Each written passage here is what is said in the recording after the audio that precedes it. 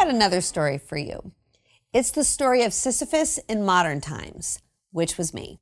Maybe it's you too. I tried to push a huge rock up a ridiculous hill since I first started noticing that adults were paying attention to me. It was hard to see for myself what this metaphoric rock was made of. All I knew is that when I pushed it well, when I didn't make mistakes, I was affirmed. There were rewards. I felt loved. I learned to stick to the things that I was guaranteed to be good at. So please don't ever give me a plant. I promise you I will kill it within 3 weeks. Its death won't be instant because plants seem to last without water about as long as a bunch of cut flowers. A friend of mine came to visit recently and she saw this dying orchid on my table and she asked what was up with my plant. And I acknowledged that it was on its way out, which was no surprise since I had never watered it. And I suppose I could have gotten up at that point and watered it, but it seemed like a lot of effort. Now, my parents most definitely have green thumbs. And I've just always hoped that at some point those gifts would just spring up within me, causing me to create botanical beauty all around. In fact, my husband and I bought an old farmhouse with 2.5 acres in hopes that we would come to just love tending the land. And what we've found is that we don't even actually like cutting the grass, let alone weeding and pruning a garden.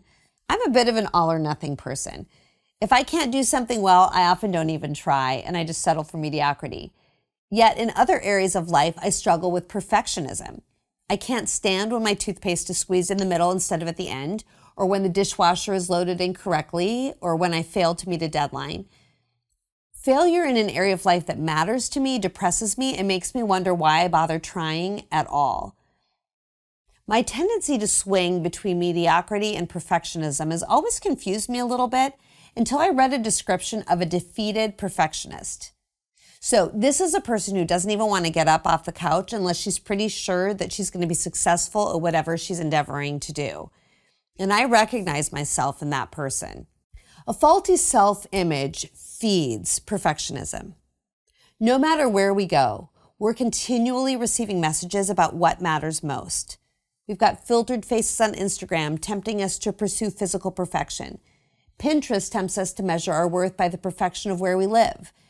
The achievement-oriented culture tells us that our worth is measured by our accomplishments. And the checklist is long. Have a perfect body, perfect health, perfect clothes, be a perfect mother, have a perfect marriage, achieve a perfect career, and consistently give back to those less fortunate. And the result is pressure and a nagging sense that no matter what, will never be enough. Does your sense of worth fluctuate when you're 20 pounds overweight? Does your sense of worth fluctuate depending on what you've accomplished in a day? Would your sense of worth fluctuate if you had to downsize or scale back because of financial difficulties?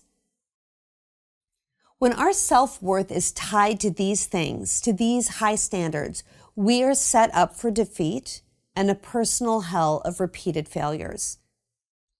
I've found that at the root of my perfectionism is pride. And we often think of pride as looking down your nose at someone, and that is one manifestation. But pride often operates in a far more subtle way. Pride causes me to desire control at all costs. And being limited by human weakness is incredibly frustrating to someone who struggles with pride. When I focus on my inner checklist of how to do everything perfectly, I'm hoping it's going to help me keep my life under control. And I'm trying to control potential outcomes so that I can keep it all together. And if you were to peel back the top layer of my perfectionism, what you'd find underneath is fear. Fear of failure is a big one. And underneath that fear is a deep desire to be unconditionally loved and accepted. But it's hard for me to believe that love doesn't have to be earned. And I don't know where I first heard it, but at some point I was told the story that if I could be perfect, I'd be safe and loved. But pursuing perfection did not leave me with safety. It never made me feel loved. It left me with worry about all the things I couldn't control and a sense that I was always one step away from losing the approval that really never was love in the first place. It's time to walk away from that rock.